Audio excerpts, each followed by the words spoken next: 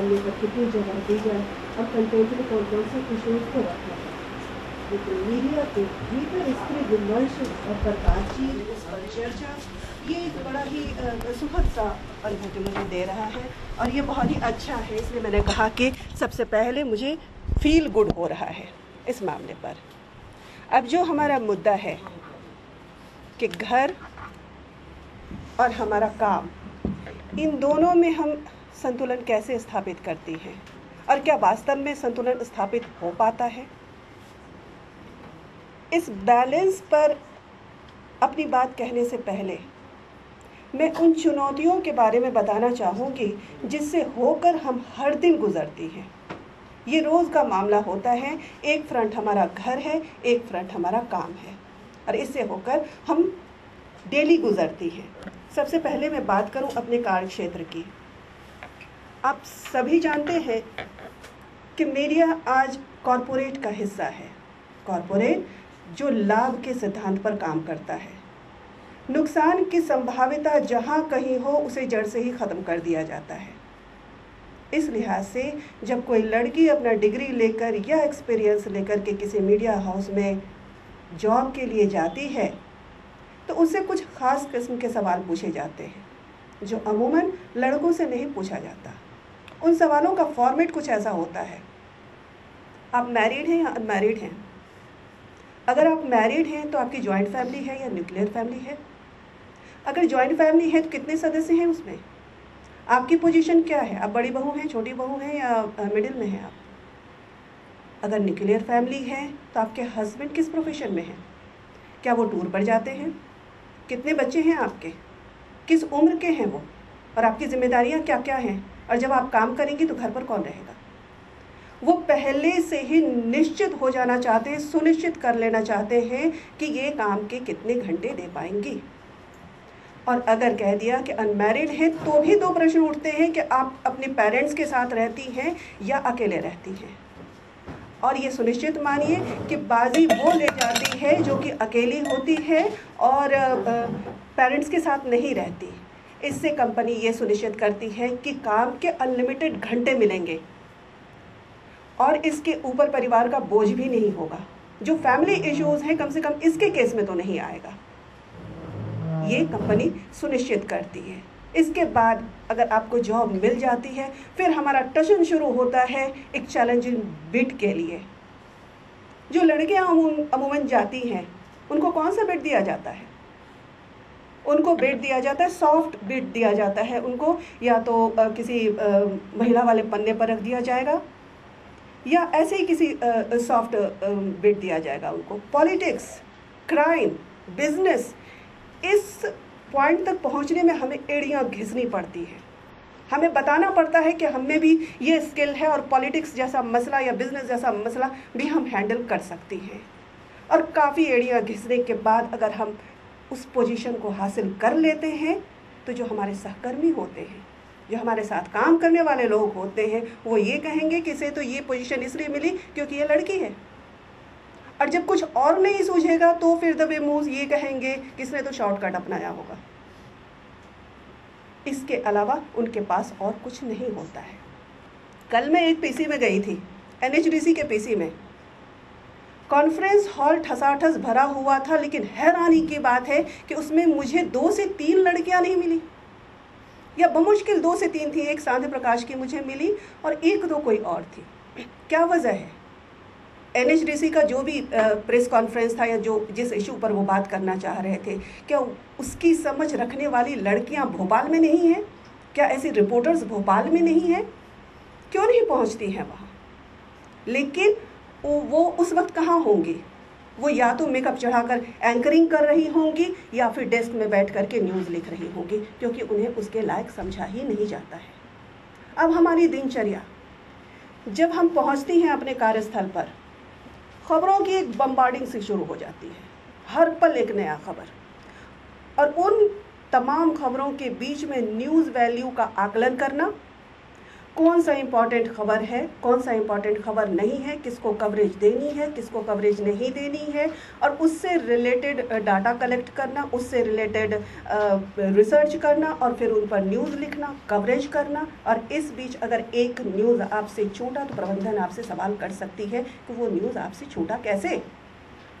सुबह से लेकर के शाम तक हमारे आने का वक्त सुनिश्चित होता है, लेकिन हमारे जाने का वक्त कभी भी सुनिश्चित नहीं होता, क्योंकि खबरों का कोई तयशुदा शेड्यूल तो होता नहीं है कि घटना कहाँ घटेंगी और किस वक्त में घटेंगी, कुछ भी तयशुदा नहीं होता है। और हमारे घर जाने के टाइम में अगर कोई घटना घटित हो जाती है तो उस वक्त हमसे उम्मीद की जाती है कि हम पहले कवरेज करेंगे, उसके बाद हम घर जाएंगे। और दिन भर की जद्दोजहद के बाद रात के 8 बजे, 9 बजे, 10 बजे या 11 बजे तक जब हम घर पहुंचती हैं तो एक मेंटल प्रिपरेशन शुरू हो जाता है कि लो जी तुम्हारी दूसरी ड्यूटी शुरू होती है, दूसरे फ्रंट का ड्यूटी शुरू होता है।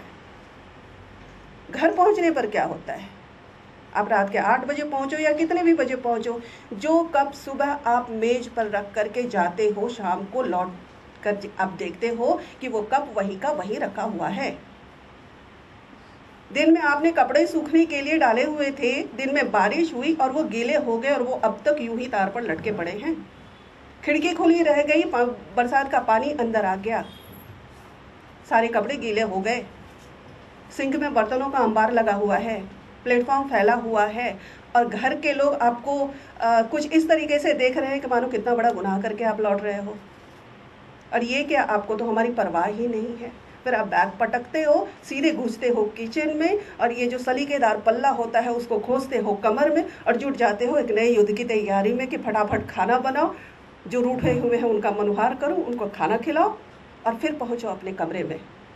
रात के 11 बजे 12 बजे जब आप अपने कमरे में पहुंचते हो और आईने में अपनी शक्ल देखते हो तो ये लगता है कि यार कौन सा गुनाह किया है हमने।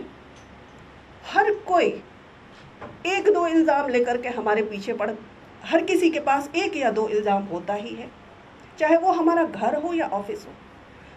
मेरे कहने का मतलब ये है कि हमारा घर हो या हमारा काम करने की जगह, एक सिमिलैरिटी है।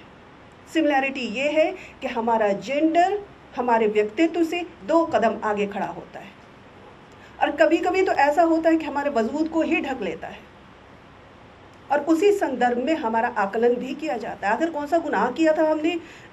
हर किसी के पास एक इल्ज़ाम, हर किसी की उंगलियां आपकी तरफ उठी हुई हैं कि आपने ये नहीं किया, आपने वो नहीं किया।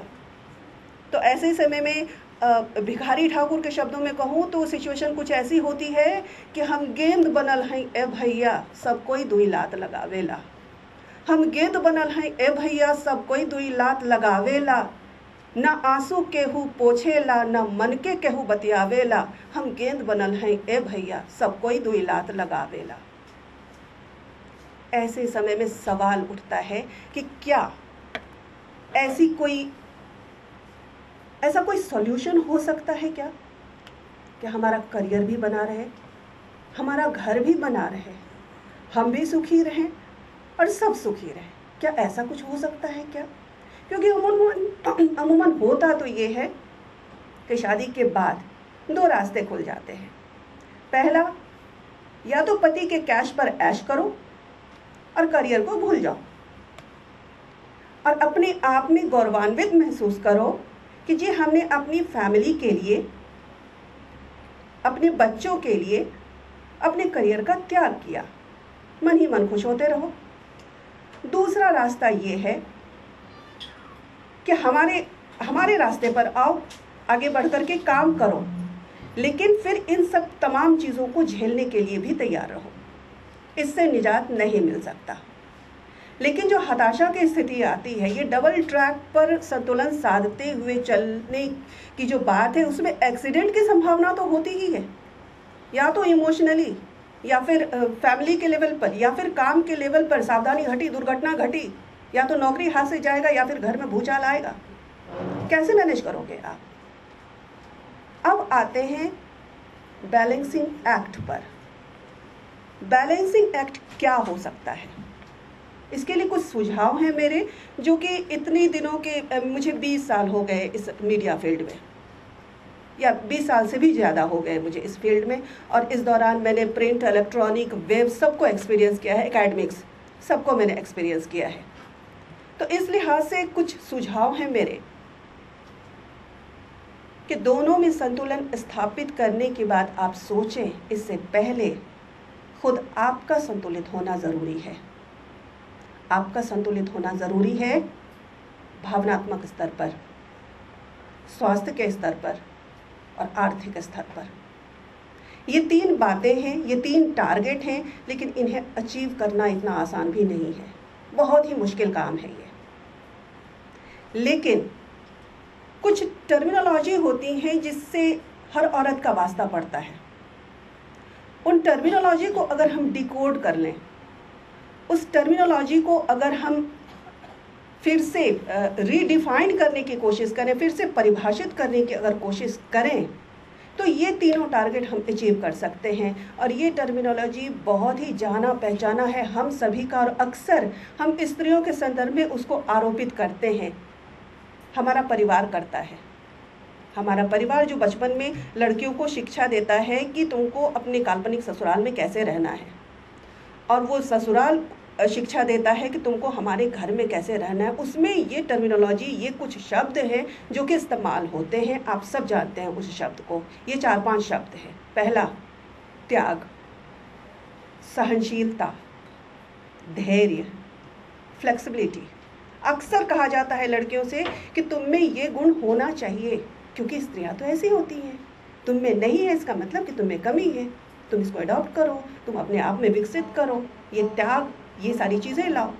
इसमें मैं आपसे कहूँ कि ये जो 4-5 शब्द हैं, इसको नए संदर्भ में देखे जाने की बात है। क्योंकि होता ये है कि किसी भी बात पर 2 रिएक्शंस होते हैं। कुछ स्त्रियां होती हैं जो इसको कबूल कर लेती हैं, क्योंकि इसमें अगर सिस्टम का इंटेंशन छुपा हुआ है तो वो महानता के लिहाफ में लपेट करके दिया जाता है कि अगर आपने इसको एक्सेप्ट कर लिया तो क्या पता जी सीता गीता जैसी महान स्त्रियों के क्रम में आपका नाम भी शुमार हो जाए कि कैसी त्यागमयी नारी थी। कुछ स्त्रियां एक्सेप्ट कर लेती हैं इसको, और कुछ जो उग्रवादी होती हैं, प्रतिक्रियावादी होती है, वो सिरे से खारिज कर देती हैं कि नहीं जी, हमें कोई त्याग नहीं है, हम सहनशील नहीं हैं, हम आपसे भी बड़े उग्रवादी हैं, हमें तो चाहिए ही नहीं ये शब्द। ये 2 चीज़ें खुल जाती हैं। मेरा ये कहना है कि इसे खारिज ना करें, बिल्कुल खारिज ना करें, सहज स्वीकार करें इसे, लेकिन अपने तरीके से इसको रीडिफाइन करते हैं। कैसे रीडिफाइन इसको कर सकते हैं कि जी हमें त्याग मंजूर है, लेकिन क्या त्याग करें, ये हमारा स्टैंड होगा।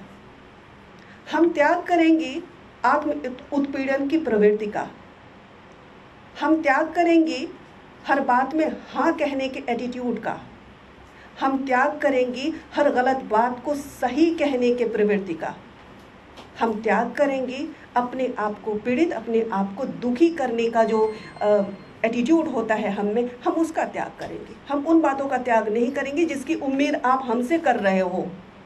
और बाकी जो शब्द है, सहनशीलता, धैर्य, फ्लेक्सिबिलिटी, ये सारी चीज़ें हमारी कमाई हैं, ये सारी चीज़ें हमारी उपलब्धियां हैं, क्योंकि यहाँ पर डार्विन का सिद्धांत काम करता है।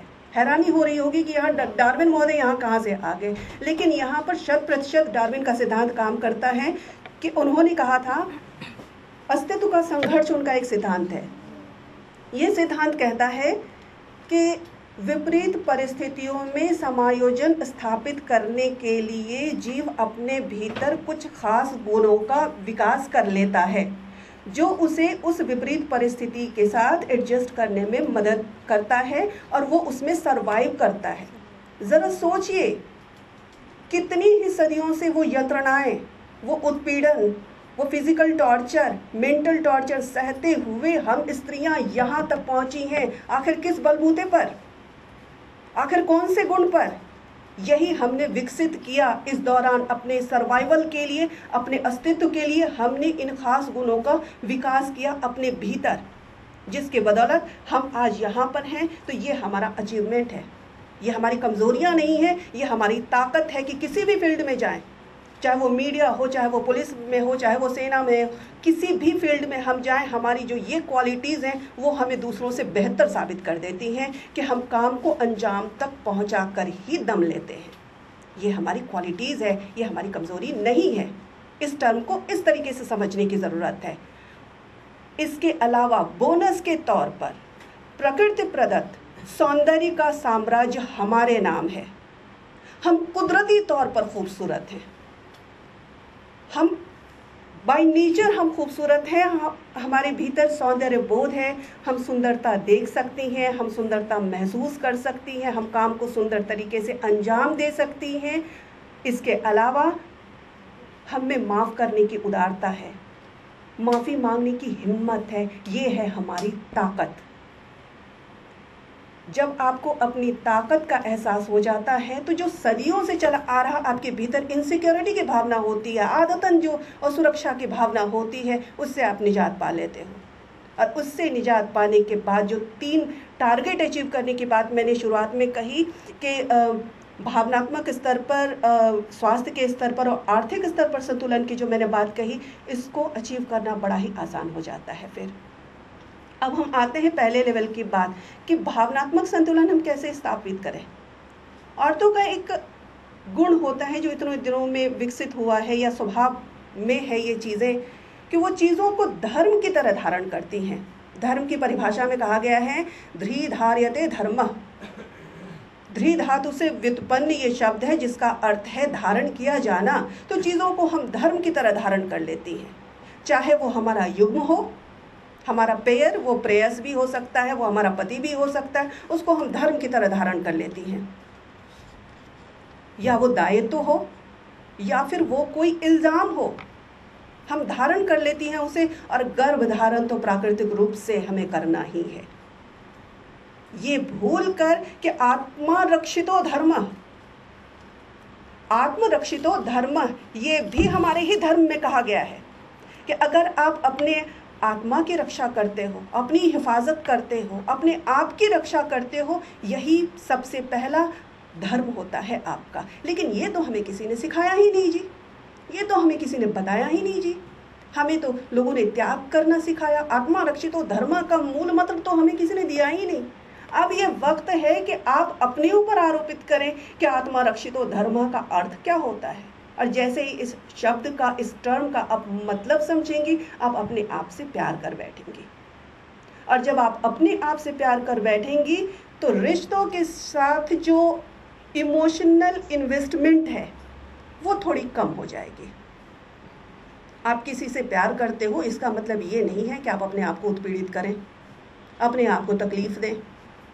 और 2 रिश्तों के बीच में जब बहुत ज़्यादा करीब आते हैं तो फिर एक लेवल ऐसा आता है कि सामने वाला दिखाई देना बंद हो जाता है। इतनी निकटता भी किस काम का, बीच में एक स्पेस तो होना ही चाहिए। इसलिए इमोशनल इन्वेस्टमेंट को लिमिट करना, उसे कंट्रोल में करना, ये बहुत ही ज़रूरी होता है। और ये याद रखें कि इमोशन का लेवल जितना हाई होगा आपको उतनी ज़्यादा तकलीफ मिलेगी, आप उतने ज़्यादा उत्पीड़ित होंगे, आप उतने ज़्यादा रोएंगे। इसलिए इमोशनल इन्वेस्टमेंट को कम करना है। फिर सेकेंड लेवल पर हम आते हैं हमारा स्वास्थ्य। चूँकि सेल्फ टॉर्चर करने की आदत होती है हम में, इसलिए अपने हेल्थ की हम अवहेलना करते हैं, अक्सर कर बैठते हैं। लेकिन जब आप फर्स्ट लेवल को पा लेते हैं तो फिर आप अपने आप को इग्नोर नहीं कर पाओगे। और जो थर्ड लेवल है हमारा के आर्थिक संतुलन, तो धन बल के बारे में तो कहना ही व्यर्थ है। सब कोई जानता है कि अगर हमारे पास पैसा हो तो वो कॉन्फिडेंस लेवल ही अलग होती है। लेकिन परिवार में वो स्थिति आने ही नहीं दिया जाता है। अगर आप अर्निंग हैं तो कुछ ना कुछ सिचुएशन ऐसा क्रिएट कर दिया जाएगा कि आपको अपना पैसा निकालना ही पड़ेगा। आपके अकाउंट में कभी भी कॉन्फिडेंस के लायक वो रकम जमा होने ही नहीं दिया जाएगा। तो अब इस पर काम करना है कि हम कितना खर्च करें, कितना खर्च किया जाना ज़रूरी है और कितना हमारे लिए ज़रूरी है।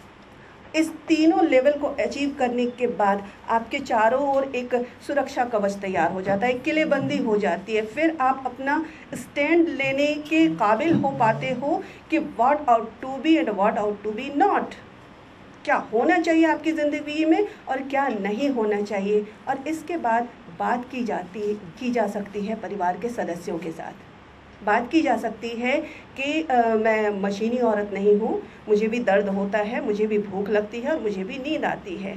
मेरे काम का तरीका ये है, हमारे काम की प्रकृति ये है, हमारे घर लौटने का ये वक्त रहेगा, कुछ भी सुनिश्चित नहीं है। वो सारी चीज़ें परिवार में क्लियर कर दें और अपने बुद्धि से और विवेक से तय करें कि आपको कब किस वक्त कौन से काम को प्राथमिकता देनी है। इसके बाद भी जो बाहर की चीज़ें हैं, जो सोशल सिस्टम की चीज़ें हैं और पारिवारिक ढांचे की चीज़ें हैं, उसमें कोई बदलाव नहीं होगा। परिवार का स्वरूप बदल गया है, लेकिन श्रम विभाजन ज्यों का त्यों अब भी वैसा ही है। जॉइंट फैमिली बदल गया, न्यूक्लियर फैमिली हो गई, सिंगल पेरेंटल फैमिली हो गई, लेकिन सिद्धांत के स्तर पर जो एक फॉर्मेटिंग है, मम्मी ऐसी होती है, पापा ऐसे होते हैं, बहन ऐसी होती है, वो फॉर्मेट जस का तस आज भी चलता आ रहा है। वो रैंडमली चेंज नहीं होगा, लेकिन अगर आप भीतर से बदल जाए, आपके भीतर जो निगेटिविटी है, सेल्फ ब्लेमिंग का एटीट्यूड है, आपका कमज़ोर इमोशनल लेवल है, जब आप उस पर काम कर लेते हो तो वहाँ से जो आघात होते हैं, उपेक्षाएं वैसे ही मिलेंगी, ताने वैसे ही मिलेंगे और सहयोग वैसे ही रहेगा, लेकिन उनका असर कम हो जाएगा। और जब उनका असर कम हो जाएगा तो फिर टारगेट अचीव करना ज़्यादा आसान हो जाएगा। आप काम पर फोकस कर पाओगे, बच्चे को क्वालिटी टाइम दे पाओगे। क्वालिटी टाइम पर आप गौर करें कि हम 1 घंटे के लिए अगर अपने बच्चे के साथ हैं तो बेहतर वक्त उसके साथ कैसे बिता सकते हैं, उसके साथ किस तरीके से रचनात्मक बातचीत उसके साथ की जा सकती है। और इस रास्ते और यही एकमात्र रास्ता है कि अपने आप को पुख्ता करो, अपने आप को मजबूत करो, क्योंकि कोई फरिश्ता नहीं आने वाला कि वो गिली गिली छू करे और सारा परिवार जो है वो हमारे अनुकूल हो जाए। तो काम करना होगा अपने ही लेवल पर, क्योंकि अब मैं ये बताना चाहूँगी डार्विन के सिद्धांत के बाद कि अब न्यूटन का थर्ड लॉ ने काम करना शुरू कर दिया है। क्या है न्यूटन का लॉ? तीसरा लॉ ये कहता है कि प्रत्येक क्रिया के समान एवं विपरीत प्रतिक्रिया होती है। कई सदियों की क्रिया के बाद अब हमारी ओर से प्रतिक्रिया का दौर शुरू हो चुका है, तभी आज मैं यहाँ हूँ। का मतलब है कि न्यूटन के थर्ड लॉ ने काम करना शुरू कर दिया है कि प्रत्येक क्रिया के समान एवं विपरीत प्रतिक्रिया होती है, लेकिन यह विपरीत प्रतिक्रिया विध्वंसक नहीं होगी। यह विपरीत प्रतिक्रिया बदले पर आधारित नहीं होगी, क्रूरता पर आधारित नहीं होगी। वो प्रतिक्रिया सुंदर होगी, रचनात्मक होगी और हमारे अपने लक्ष्य की प्राप्ति के लिए होगी।